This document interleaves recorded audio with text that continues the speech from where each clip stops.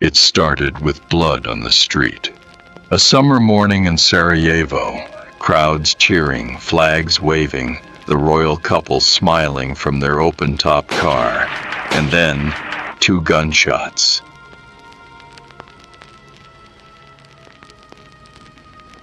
Screams, silence, chaos.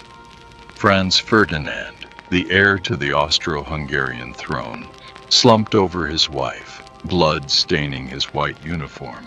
She was already dying. His last words were whispered through shaking lips. "Sophie, don't die. Stay alive for our children."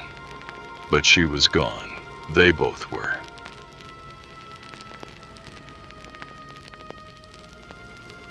In that moment, everything shifted.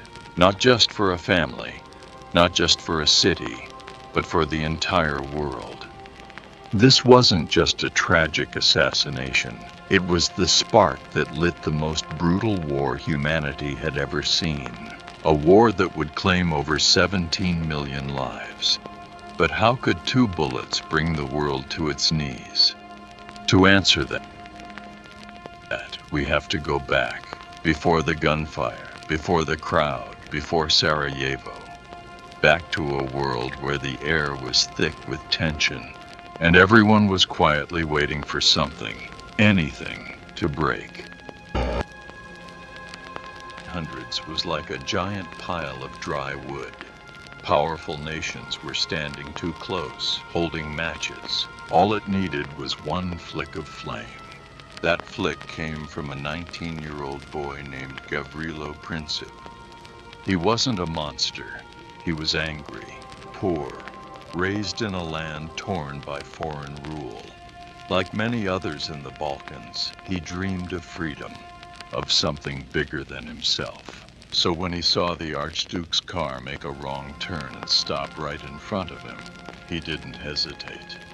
He fired twice. But the bigger explosion hadn't happened yet. Back in Vienna, Austria-Hungary was furious. They blamed Serbia, where the young assassin had connections to a secret group that wanted independence for Slavic people.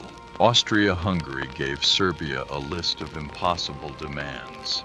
Serbia agreed to almost all of them, but not everything. That wasn't good enough. Austria-Hungary declared war on Serbia. But here's where it spirals. Serbia had a big friend, Russia. Russia had its own problems, but it couldn't just stand by, so it prepared for war. Austria-Hungary had Germany in its corner, and Germany didn't wait. It declared war on Russia, then on France, because France was Russia's ally. And to attack France quickly, Germany invaded Belgium. But Belgium was under British protection. Now Britain was in too. In just a few days, almost all of Europe had been pulled into war like dominoes, falling one after another. Why were these countries so quick to fight? Because they were already prepared for it, not prepared like they wanted peace, prepared like they had been expecting war. Nations had built up massive armies and terrifying weapons, like a neighbor stacking bricks for a wall but actually building a fort. They were also tied up in complicated friendships, what politicians called alliances. It's like if your friend gets into a fight and you promise to help no matter what, even if you don't know what the fight is about. One country moved, the others followed. But the deepest reason? Pride.